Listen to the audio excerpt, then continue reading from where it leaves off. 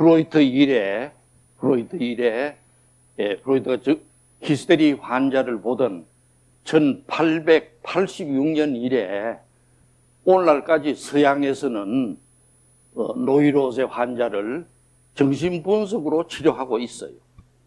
있는데 이분들 학자들을 다 얘기하려면 최하 200시간 이상 걸리기 때문에 요점만 중요한 것만 몇 사람 소개를 하고 진행하는 게 좋겠다고 봅니다.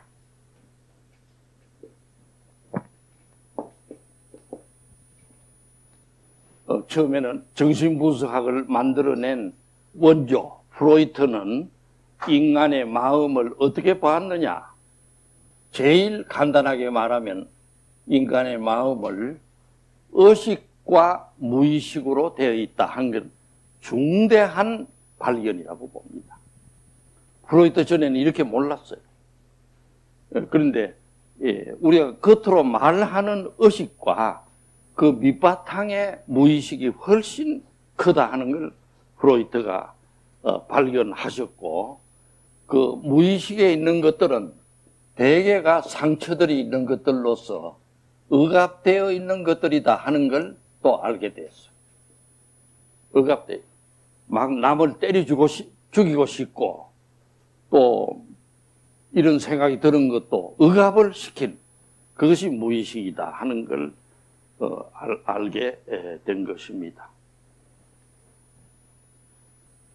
그 다음에 프로이트의 연구가 일생 연구하신 것만 해도 엄청난 연구를 하시는데 우리가 이 강의상 필요한 몇 가지만 소개를 하면은 프로이트는 인간의 정신은 가만히 있는 것이 아니고 1살 때부터 3살, 4살, 5살 이래가지고 점점 인격은 발달하는 것이다 하는 것 얘기를 하셨습니다. 인간의 정신은 태어나서 젖 먹을 때 그 아이하고 또 걸어다니면서 고기를 때리는 그 아이하고 점점 자라면서 변하고 발달하는 것이다 하는 걸 알게 된 것입니다.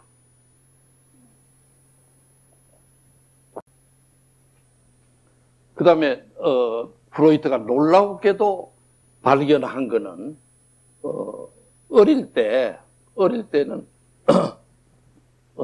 1살, 2살, 3살, 5살 어릴 때 인간은 태어나자마자 양심이 있나요, 없나요? 예? 예? 본능만 가지고 태어나요. 태어날 때는 본능만 가지고 태어납니다. 본능. 그러니까 밥 먹고 싶어 하고, 또 밥이 안 들어오면 막 땡깡 부리고 울고, 또 다리를 달달 떨고, 이런 본능만 가지고 태어나는데, 태어나자마자부터 본능대로 살게 합니까? 부모가 어떻게 하게 합니까? 본능대로 살도록 냅둡니까? 어떻게 합니까? 어떻게 살아라 하는 양심을 심기 시작해요. 양심을 심기 시작합니다.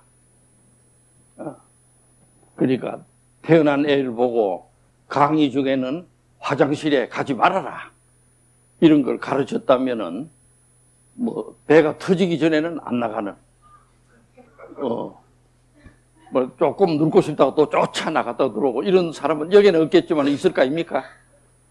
그래서 양심은 1살, 2살, 3살부터 이래 쭉 가르쳐 와요. 부모가 학술적으로 가르치는 것이 아니고 행동으로 가르칩니다. 그런데 프로이트가 놀라운 것을 알게 된 것은 인간의 마음 속에 제일 강한 게 성욕이라는 걸 알게 되었습니다. 프로이트는 모든 본능 중에 어린 아이의 욕심은 성욕이 제일 강하다 하는 걸 알게 되었고, 또 어린 아이들은 성에 대한 생각을 할 적에 저 물 건너 있는 삼수의 생각을 합니까? 안 합니까? 안 하죠? 누굴 보고 성을 생각합니까? 어머니, 아버지를 보고 성을 생각해요. 어머니 아버지를 보고. 예, 그렇기 때문에 딸은 아버지에게, 아들은 어머니에게 성적 집착을 한다는 것입니다. 이 프로이트가 천재적으로 발견한 거예요. 그리고 자라면서 어린 남자아이는 어머니에게, 여자아이는 아버지에게 성적인 환상을 가진다는 겁니다. 심지어 환상만 가지면 좋은데 차라리 그만 아들은 누굴 좋아합니까? 어머니를 좋아하다가 좋아하고 있는데 또 아버지가 실실 들어오거든. 들어오면 안 될 거 아닙니까? 그러니까 차라리 죽었으면 좋겠다. 아버지가. 또 딸은 어머니가 차라리 죽었으면 좋겠다. 이런 환상을 하게 된다고 프로이트가 밝혔어요.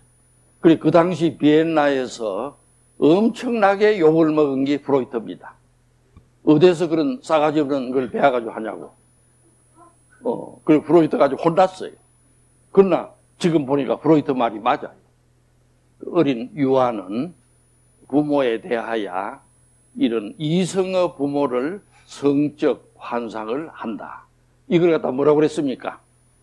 이런 심리를 에디푸스 콤플렉스라. 한번 따라해보죠. 에디푸스 콤플렉스.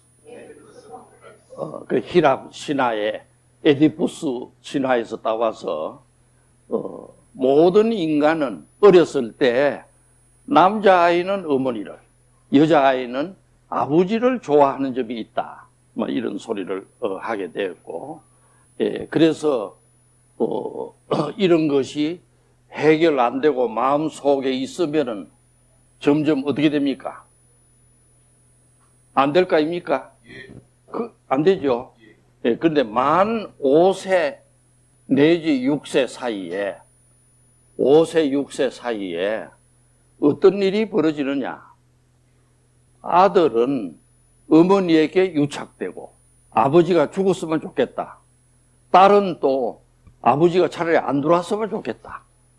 이래 생각을 하는데 이것이 프로이트에 의하면은 만 5세, 6세에 그 징후감이 최고도로 달한다고 그래요. 아버지나 어머니에 대한 징후감이. 예, 그래서 아들과 딸이 부모를 처음에 어떻게 합니까? 처음에는 아이들이 부모를 미워하고 또 경쟁하다가 그 다음에 어린 남자나 어린 아들이 아버지하고 싸우면 이깁니까? 접니까? 지니까 굴복해요. 굴복. 세 번째는 대여 살 된 애들이 기왕이면은 아버지처럼 강한 저런 아버지를 닮자 해가지고 어떻게 됩니까? 동일시가 일어납니다. 한번 따라 읽어보시면 경쟁하기, 굴복하기, 동일시하기. 동일시 한다 말은 아버지를 닮고 어머니를 정상적으로 닮아야 돼요. 닮는다는 것은 아버지의 무엇을 닮습니까? 아버지를 닮나, 아버지의 뭐 코를 닮나요? 뭘 닮나요? 하지 말아라 하는 양심을 닮아요. 양심을. 동일시는 아버지의 양심을 닮게 되는 것입니다. 그래서 만 5, 6세 때 프로이트에 의하면 인간의 양심이 머리에 심어진다는 겁니다. 머릿속에. 그런데 이때 아버지가 교육을 잘 시킨 집안에는 애들이 양심을 잘 심어가지고 잘 자라게 돼요. 문제없이 자라고 어디 가서든지 예의 있게 행동하고, 그러니까 예의 있게 하니까 남들이 좋아합니까? 싫어합니까? 좋아하니까 발탁이 되고 출세를 하고 나중에는 국회의원까지 되는 사람도 있고 그렇지 않나요? 그리고 또 장관까지 되는 사람도 더불게는 있고 장관은 함부로 안 되니까. 그래서 어쨌든 닮는 현상이 나오는데, 이때 아버지가 혹은 어머니가 통일시를 못할 정도로 집안에 없거나 또 부모가 막 싸워가지고 누굴 닮아야 될지 모르거나 이런 현상이 벌어지면은 아이들이 부모를 닮을 수가 없죠. 없지 않나요?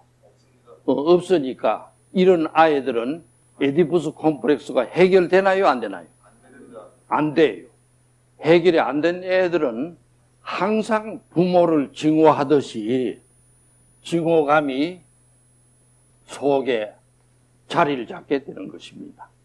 에디푸스가 해결 안 된 애들은 점점 증오감이 쌓이게 되고 아버지 말씀도 안 듣고 또 학교에 가면 선생 말씀 안 듣고 막 대들은 것만 하는 것은 어릴 때 5살 때 아버지를 미워한 채 자란 사람들이다 하는 게 프로이트의 발견이라고 볼 수가 있습니다. 그래서 프로이트는 이러기 때문에 이러한 사람들은 항상 무의식이 불불을 끓어서 불안이 생기게 된다 그랬어요. 불안이 노이로제를 낳는다. 그래서 프로이트는 주로 성적인 생각이 병의 원인이다 하는 얘기를 했고, 이 얘기는 지금 생각하면 그대로 맞는 얘기인데, 당시 비엔나에서는 저런 싸가지 없는 소리를 하는 놈이 있나, 비엔나 의과대학 주변에도 못 오게 했던 것이 사실입니다.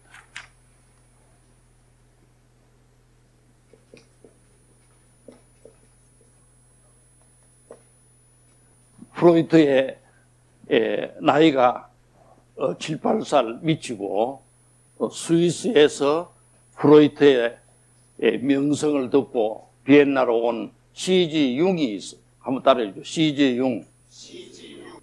스위스에 있는 목사의 아들입니다. 그 C.G. 융도 프로이트 밑에 몇 년간 배우고 제자 노릇을 했는데 융에 대해서도 얘기를 다 하려면 최소 10시간을 해야 돼요. 이걸 한말로 하면은 융도 프로이트의 말을 빌려가지고 인간의 무의식이 있다는 것은 물론 받아들이고, 그런데 융의 특색은 개인의 무의식 밑에는 조상 대대로 내려오는 집단 무의식이 있다 하는 것을 얘기한 것입니다. 집단 무의식.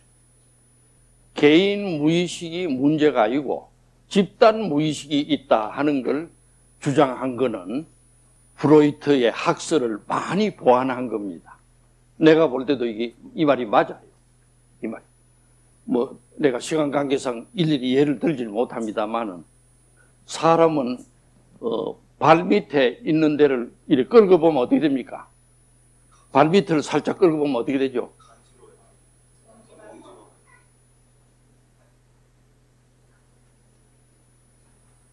요걸 간지리면은, 밑을 간지리면 어떻게 되죠? 발가락이, 엄지발가락이 어떻게 됩니까? 내려갑니까? 올라갑니까? 예? 정상인들은 내려가요. 내려가.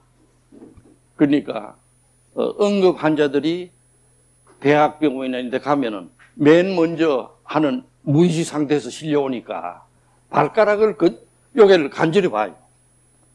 간지러 볼 때 이게 내려오면은 정상이에요. 대뇌가 괜찮은 거라. 근데 이게 올라가면은 머릿속에 어딘가 터진 겁니다. 말하자면. 이런 실험을 해요. 그건 뭐 하나의 예에 불과한데, 이건 언제부터 이리 됐나? 내가 볼 때 한 10,000년 됐어.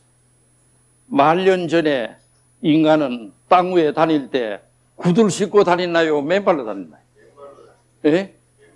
우리 10,000년 전에는 없었지만은 틀림없이 맨발로 다녔겠잖아. 다니다 보면 어떻게 되나요?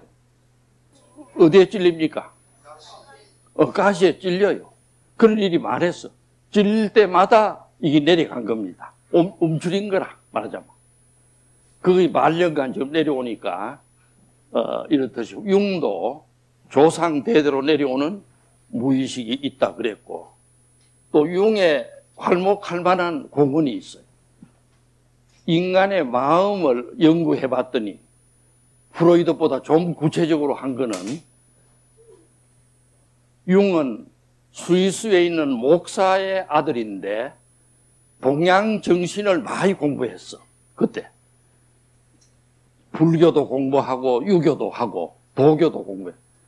그래서 모든 인간의 마음에는 음과 양이 있다는 걸 알게 되었습니다. 음과 양이. 또 남자다움과 여자다움이 있다. 이게 다 있다 하는 걸 알았고, 제일 사회생활을 하는 요거를 갖다가 페르소나라고 그랬어요. 페르소나. 번역은 가면이라 말입니다. 가면. 그래서 융은 인간의 무의식이 남자도 여성다운 점이 있고 여자도 남성다운 점이 있고 음양이 다 섞여 있다 하는 걸 주장한 게 융입니다. 융은 공헌이 커요. 그런 의미에서. 예, 이 정도까지만 설명하고. 그리고 융의 치료는 뭐냐 하면은, 프로이트의 치료는 마음속에 있는 걸 전부 말로 해라, 해내라 한 것이 프로이트의 치료라면, 융은 말로도 하긴 하지만은 자기 무의식을 점점 파내리 가라. 무의식을 조명하라 그랬어. 조명해가지고 인디비듀에이션이라 그랬습니다. 인디비듀에이션. 개체화하라. 그렇죠. 그리고 융의 정신치료는 자기 마음을 반성하고 자꾸 속으로 들어가서 자기다운 걸 찾아내라. 그게 치료다. 융은 이런 소리를, 이것도 또한 공헌을 했습니다. 그리고 프로이트의 학설과 융의 학설도 우리가 오늘날 후학들이 보면 큰 공헌을 했다고 보는 것입니다. 예, 시간이 자꾸 가기 때문에 자세한 얘기를 하기가 힘드네요. 세 번째는 오토랭크라고. 한번 따라해보세요. 오토랭크. 오토랭크. 오토랭크는 프로이트의 비엔나 대학의 후배고, 프로이트의 가방을 들고 따라다니는 사람이 오토랭크라. 오토랭크는 오토랭크도 따라다니다 보니까 알게 돼가지고, 프로이트는 성이 병의 원인이라고 늘 주장한데 반하야, 오토랭크는 무슨 소리를 했냐 하면은, 어릴 때 성도 중요하지만은 출생, 태어나는 자체가 상처라고 그랬습니다. 이러다가 버스 트로마라 그랬어.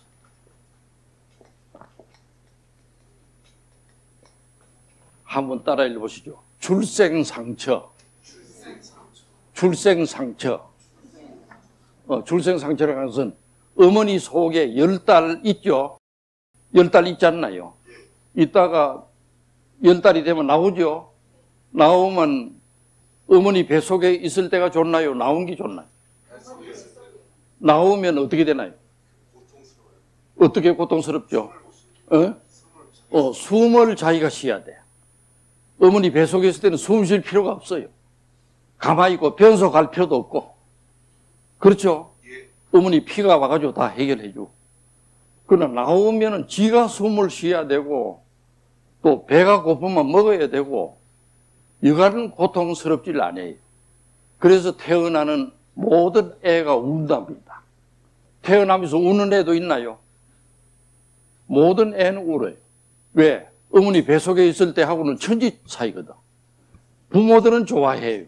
애 낳았다고 막 박수를 치고 떡을 하고 이래 하는데, 그 아이는 고통스럽다. 그 오토랭크도 이 말이 전혀 쓸데없는 소리가 아니라 의미 있는 얘기입니다. 그리고 오토 랭크의 얘기가 하나 참작할 일이 있어요. 그게 뭐냐면 인간이 커서도 20살, 30살, 40살 커서 살아가기가 쉽나요? 어렵나요? 어렵습니다. 어렵죠? 스트레스가 많이 쌓이나요? 안 쌓이나요? 많이 쌓여요. 그래서 감당 못할 스트레스가 오면은 어떻게 됩니까? 인간은 어떻게 되나요? 네? 도피하는, 스트레스를 안 받으려고 도피하는, 술을 마시거나 또 마사회 가지고 말을 타거나 도피하는 메커니즘이 생기는데 아주 완전하게 도피하는 거는 어린 시절로 돌아가는 겁니다. 어린 시절로 돌아가는. 다시 말하면 퇴행을 하는 거예요. 퇴행. 한번 따라 읽어보시면 퇴행. 그래서 내가 봐도 이 말은 오래요. 나이가 40, 50 됐는데도 어떤 사람 만나보면 이 사람이 15세짜리구나 할 정도로 말을 유치하게 해. 유치하게. 물론 그 사람 보고 왜 그리 말을 유치하게 하냐고 이렇게 하면 됩니까? 안 됩니까? 그렇게 하면 어떻게 되나요? 그걸 받아들입니까? 안 받아들입니까? 절대 안 받아들여요. 그것도 뭐 일리는 있다고 뭐 이 소리나 설설 하고 있어. 그러니까 유치한 소리를 하는 거는 퇴행돼서 그래요. 퇴행. 자기도 모르게 어린 시절로 돌아가는 것이다. 이 오토 페니켈의 출생 프로마는 인간의 정신이 상처를 받으면 어린이처럼 된다고 하는 걸 설명하는데 도움이 되는 것입니다. 그 다음에 지적하지 않을 수 없는 게 설리반입니다. H.S. 설리반. 한번 따라 읽어보시면 설리반. 설리반이가 누구죠? 설리반이가 누굽니까? 설리반은 자기 부모가 아일랜드에서 미국에 이민해온 집의 아들인데 몹시 가난했어요. 가난해가지고 설리반은 어릴 때부터 너무 가난해서 친구라고는 없어가지고 늘 누구하고 놀았다겠나요? 자기 집에는 말하고 늘 대화하고 논 사람이다. 그리고 의과대학도 가기는 갔는데 좀 후진 의과대학을 갔고 그 졸업하고 나서는 취직 자리가 없으니까 어디에 취직이 되나요? 예? 정신병원에. 그거는 아무나 오면 받으니까 정신병원에 취직을 했어. 설리반은. 그 당시 정신병원은 모두 가기를 싫어했어요. 그러니까 누구든지 원서만 내면 오라고 받았어. 그래 설리반은 워싱턴에 있는 병원에 취직해가지고 하루 종일 환자를 봤어. 갈 데도 없고 결혼도 안 한 사람이에요. 이 사람이 놀라운 발견을 한 것이 병이 오는 거는 사람과의 관계를 못해서 그렇다 하는 얘기를 한 것입니다. 인간과 인간의 관계를 하는 걸 못 배우고 자란 사람은 병이 온다, 정신분열증이 온다는 놀라운 학설을 냈습니다. 그래서 설리반에 대해서 자세한 얘기를 할 시간이 없네요. 그래서 설리반은 특히 어렸을 적에 부모와 관계가 단절된 사람은 반드시 커서 정신병이 온다고 했어요. 어릴 때 부모와 관계가 단절하기가 어려운데 무슨 까닭이지 관계가 단절하면은 커서 말도 못하고 가만히 있고 엉뚱한 생각을 하고 이렇게 된다 하는 걸 얘기를 했습니다. 그래서 설리반이가 이런 소리를 하니까 자연히 멜라니 클라인이라고 있다 했죠. 멜라니 클라인은 원래 이 사람이 치료를 받던 환자인데 헝가리 출신의 환자입니다. 그 치료를 받다가 자기도 우울증으로 치료를 받았는데 나중에는 런던에 가서 치료를 받았어요. 그걸 받다가 깨닫게 된 거는 살리바니의 말처럼 어릴 때 젖을 잘못 먹으니까 그렇다는 걸 알게 됐어요. 그러니까 좋은 젖을 먹은 사람은 어떻게 된다 했나요? 좋은 나라 그랬어요. 좋은 젖을 먹은 사람은 좋은 나. 나쁜 젖을 먹은 사람은 나쁜 나가 된다. 이건 멜라니 클라인의 참으로 중요한 공헌이라고 볼 수 있습니다. 그래, 어렸을 때 어머니가 돌아가셨거나, 안 그러면 어머니가 친정으로 가서 만나지를 못했거나, 이런 사람은 그 어린애 마음 속에 젖조차 잘못 먹는 나는 나쁜, 태어나지 말았어야 될 나다. 이렇게 생각을 해서 각종 정신병이 온다는 걸 이미 강의도 했습니다마는, 이것이 멜라니 클라인의 큰 공헌이라고. 그래서 우리는 반드시 어릴 때 젖을 어떻게 먹었는가 그걸 봅니다. 클라인의 말을 듣고. 틀림없어요. 이 사람 말이 맞아요. 그리고 어릴 때 부모가 어땠는가. 부모가 강남에 60평짜리에 살아도 너무 바빠가지고 애를 식모한테 맡겨놓고는 종일 돌아다니던가. 아니면 이 강서에 신월동이라고 있죠. 이런 데 살아도 가양동이나 지하실에 살더라도 오순도순 애에게 애정을 주는가 하늘에 따라서 정신 건강이 결정된다는 걸 우리는 알게 된 것입니다. 이게 뭐 살리바니의 대인관계의 학설에서 관계 있는 말들. 또 이 얘기를 하게 되니까 하나 더 지적할 거는 카렌 호나이라고 있다 했죠. 카렌 호나이. 카렌 호나이는 물론 여자 정신과 의사인데 이 사람도 비엔나에 있다가 미국으로 건너간 여자 정신과 의사고, 카렌 호나이는 뉴욕 정신분석학회를 만든 사람입니다. 뉴욕 정신. 카렌 호나이 여자 정신과 의사예요. 이 사람은 설리바니의 학설도 물론 봤지만은 이 사람은 유럽에 살다가 미국으로 와보니까 사회가 같습니까? 다릅니까? 다릅니다. 유럽하고 미국으로 오니까 사회가 달라. 같은 서양 사람이지만은 사회가 다르다는 걸 호나이가 알았어요. 그 유럽은 비교적 점잖하고 신사적이고 유럽 나름대로 예의 법도를 지키고, 그런데 미국 와서 보니까 이 전부 쌍놈들이 사는 것 같아. 호나이가 보니까.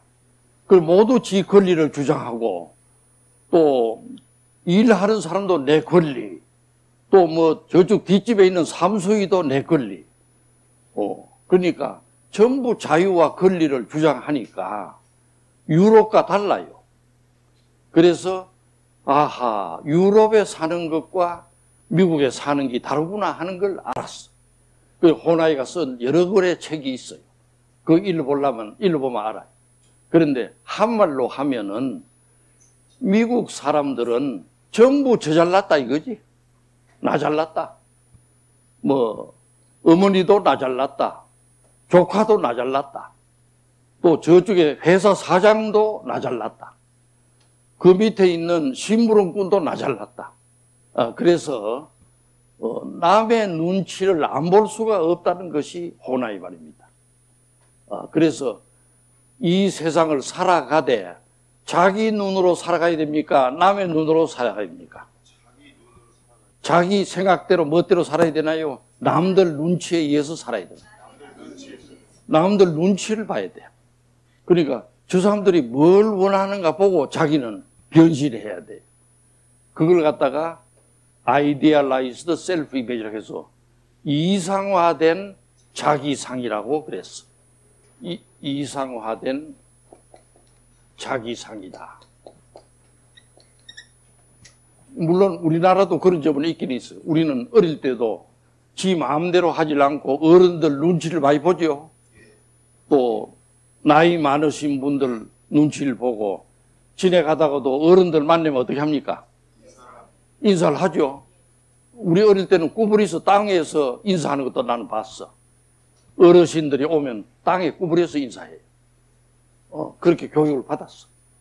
그런데 미국은 그런 뜻이 아니라 전부 삼룡이 똘똘이 전부 저 잘났다 하니까 저 사람들이 뭘 원하나? 말하자면 그런 걸 보고 자기를 해야 해서 저들이 보는 이상화된 자기상을 해야 된다. 다시 말하자면 남들이 원하는 내가 돼야 된다 하는 것이 호나이의 주장입니다. 시간이 자꾸 가기 때문에 자세한 얘기를 할 수가 없네요. 여기에 하나 더 추가해서 말할 수밖에 없어요. 에리히 프롬. 여러분 에리히 프롬 압니까? 한번 따라해보세요. 에리히 프롬. 에리히 프롬은 유명한 사회 정신 분석학자입니다. 사회 정신. 에리히 프롬은 유럽에 있을 때 정신 분석 공부도 하고 심지어 막수 공부도 한 사람이다. 그래서 프랑크푸르트 학파에도 있었고, 이게 이제 에리 프롬이 미국으로 건너왔어요. 건너와가지고 또한 중요한 공헌을 많이 했어. 이 사람이 쓴 이거는 뭐 젖을 먹고 자시고 이게 문제가 아니고 사회가 어떤 사회인가 그게 중요하다 그랬어. 이 사람이 쓴 여러 가지 책이 있어요. 자유에서의 도피라는 책도 있고 Escape from Freedom이라고 뭐 여러 책이 있는데 내가 그때 60년대 많이 읽었어. 이 사람 책을 내가 밤새 읽었어요. 그런데 에리 프롬은 어느 집에 태어났느냐, 저절 몇 살 때까지 먹었느냐 이게 중요한 게 아니라 이랬어. 그가 살고 있는 사회가 어떤 사회냐 이게 중요하다고 그랬고, 농경사회, 농사짓는 사회는 적극적입니까? 소극적입니까? 소극적이죠. 비가 오기를 기다립니까? 기다립니까? 예? 그렇죠. 또, 지 마음대로 비를 오게 할 수 있나요? 없나요? 없지, 아마. 그래서 농경 사회에 사는 사람은 수동적 사람이다. 수동적. 리셉티브한, 수동적 사람이다. 다시 말하자면 의존적 사람들이다. 이렇게 말했어요. 실제 이 말이 맞아요. 동양 사회는 공업 사회인가요? 농업 사회인가요? 농업 사회자마. 그렇죠? 그러니까 우리 어릴 때도 그렇지만 농사 짓고 사는 사람들은 비가 안 오면 어떻게 했나요? 비가 안 오면 예? 기우제를 지르고 제발 하늘에서 좀 비를 내리 주시라고, 하늘이 우리를 살려달라고 이 소리나 하고 앉았지 뭐 비를 오게 만드는 짓을 했거나 이런 것도 없어요. 그래서 프롬은 농경 사회는 수용적인 사회다 이렇게 말했고, 그 다음에 서양처럼 산업화 사회, 서양에 산업화가 일어났죠. 언제 일어났나요? 산업화가. 서양의 산업화, 막 기계를 만들고 공장을 돌리고 고무신을 만들어가지고 갖다 팔고, 이 언제부터 일어났나요? 르네상스 후에 산업사회, 과학이 발달하니까 막 와이셔츠도 만들고 구두도 만들고 대량 만들어서 막 갖다 팔고 산업사회가 시작됐는데, 산업사회 초기에는 전부 다 돈을 벌려고 눈에 등불을 켜고 다니고 하기 때문에 전부 돌아다니면서 남이 돈을 가지고 있으면 저놈 걸 어떻게 내가 빼앗나 해가지고는 요때 사회는 사람들이 착취적이라 그랬어요. 착취적. 한번 따라 읽어보시죠. 착취적. 그러니까 산업사회 초기는 인간들은 전부 착취적이다. 착취적. 그래서 다시 말해 서양에서 말하면 16세기, 17세기 때입니다. 그 서양에서는 배를 만들어 가지고 또 총을 만들고 이래 가지고 어디를 갑니까? 타고 아프리카로 가고 남미로 가고 인도네시아, 인도 이런 데 와가지고는 거기에 총을 가지고 가니까 거기에 금덩어리를 가지고 있는 사람이 있으면은 금덩어리를 이 정도 같으면 돈을 상당히 주고 사야 되죠. 그런데 그놈을 쏘기 가지고는 유리 한 장 주고 유리로 된 걸 보면 신기하게 되거든. 그 구경식으로 유리 한 장하고 금덩어리 하나하고 바꿔가지고 구라파로 가져오고 이랬어. 그것도 식민지를 만들고. 그래서 이때 사람들은 착취적이라 그랬어. 착취. 그 다음에 산업사회가 발전을 해가지고 산업자본주의 사회가 되면은 인간들은 뭐라고 그랬나요? 예? 돈을 벌어가지고 다른 데서 전부 빼앗아 와가지고는 그걸 전부 자기 집에 싸놓고는 저장을 해놓고 돈을 보고 매일 또 절을 한번 하고 나오고 그래서 저장적 성격이라고 그러죠. 저장. 호딩 오리엔테이션. 호딩. 그 다음에 네 번째는 산업 자본주의도 더 발달하면은 무엇이 됩니까? 예? 막 공장에서 물건은 나오고 인도네시아 팔고 막대한 돈이 들어오고 삼성처럼 이래 되고 이러면 산업 자본주의가 무슨 자본주의가 되나요? 예? 금융 자본주의로 돼요.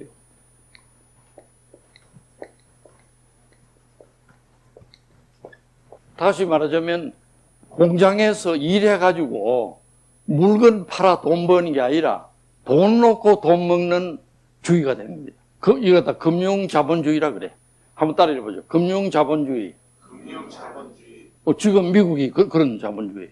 금융 자본주의라. 금융 자본주의는 돈을 가득 놓고 어디다가 맡깁니까? 은행에 맡겨놓으면 일 안 해도 무엇이 나옵니까? 이자가 나와. 가만히 있어도 돈이 막 자꾸 생겨. 그러니까 은행에서는 아하, 이 돈 놓고 돈 먹는 게구나 하는 걸 알았기 때문에 사람들에게 돈을 빌려주면은 그냥 빌려줍니까? 어쩝니까? 아니, 물론 이자는 받고. 그냥 마구잡이로 빌려주나요? 담보를 잡아. 그 집을 잡든지, 맞아, 집에 있는 재산을 담보로 잡아가지고 하는데, 담보를 잡은 걸, 다시 채권화 해가지고, 그걸 또 팔아. 팔아가지고는 또 거기서 또 돈을 벌고, 또 채권을 주식으로 만들어가지고 또 돈을 벌고, 처음에 은행에서 빌려준 거는 한 가지가 있는데, 거기서 새끼를 자꾸 까가지고는 모조리 돈을 또 빌려줘. 그러니까 미국이 그래 했어요, 실제. 1980년대, 레이간 때 그래 했습니다. 81년. 그래서 막 돈은 돈대로 돌아다니고, 막 빌려준 길 또 채권화하고, 주식화하고. 그러면 빌려준 것들을 회수해야 되나요? 안 해야 되나요? 예? 회수를 해야 되죠. 그런데 다행히 1980년대 이후에 미국의 집값이 계속 올라갔기 때문에 아무리 금융으로 해서 빌려주어도 까딱 없었어요. 까딱 없었는데 1990년 말경에 와가지고는 미국의 집값이 떨어지기 시작했어. 미국의 집값이. 집값이 떨어지니까 나중에 그 집을 담보한 사람이 돈을 못 갚아. 돈을 못 받으니까 줄줄이 부도가 나기 시작한 거야. 그게 1998년 우리나라만 김대중 때 무엇이 왔나요? IMF가 그래서 온 거라. 그 세계적인 파동. 그래서 내가 얘기하는 거는 에리 프롬 얘기하다가 이 얘기하죠. 그러면 영 자본주의가 발달해가지고 금융 자본주의가 되면은 모든 사람의 신경이 돈을 벌고 하는 데 있지 않고 무엇이든지 팔고 사는 데 취미가 있다는 거라. 팔고 사는 데. 팔고 사기. 다시 얘기하다가 시장적 성격이라 그래요. 시장적 성격. 시장적. 마케팅. 한번 따라해주세요. 시장적 성격. 시장적 성격이란 말은 모든 사물을 판단하는데 그 사람의 인격이 어떻다 이런 건 뒷적이라. 어느 학교 나왔다 그것도 뒷적이고 요 사람한테 뭘 팔아가지고 내가 이득을 남기나 전부 팔고 사는 걸로 생각을 한다는 거예요. 이 에리 프롬의 분석은 매우 중요한 분석입니다. 요 네 가지 타입을 에리 프롬이 만들어낸. 에리 프롬은 아까 얘기한 것처럼 젖을 어떻게 먹고까지 그건 문제가 안 돼. 그런데 우리나라에도 이게 그냥 들어와 있어요. 우리나라에도 선 볼 때 어떻게 봅니까? 서로 남자와 여자가 만나면은 어떻게 보나요? 처음에 집이 있나? 또 자동차가 뭘 타고 다니나? 그 다음에 월급이 얼마고? 그 다음에 친정이나 시집에 돈이 얼마 있나? 또 결혼하면 나한테 얼마 줄 끼냐? 이걸 막 따지고 앉았어.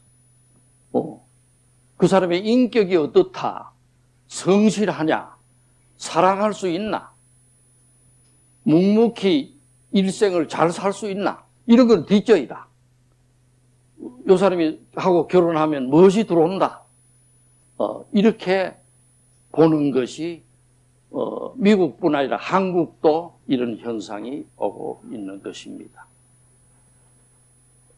그래서 이게 에리 프롬의 학설이라는 걸 그러면 여러 학설 중에 학자를 몇씩 외워보면은 프로이트, C.G. 융, 오토 랭커, 그 다음에 H.S. 설리반, 그 다음에 에리히 프롬. 여러분 이제 알겠죠? 인간이라는 것은 어떤 것인가 하는 것은 인간성 자체가 문제가 아니라 그가 태어나서 젖을 잘 먹었나 안 먹었나, 어릴 때 부모가 싸웠나 안 싸웠나, 그때 혼이 났나 안 났나, 또 그가 살고 있는 사회가 어떤 사회인가, 이런 것들이 중요하다고 여러 학자들이 우리에게 전하고 있습니다.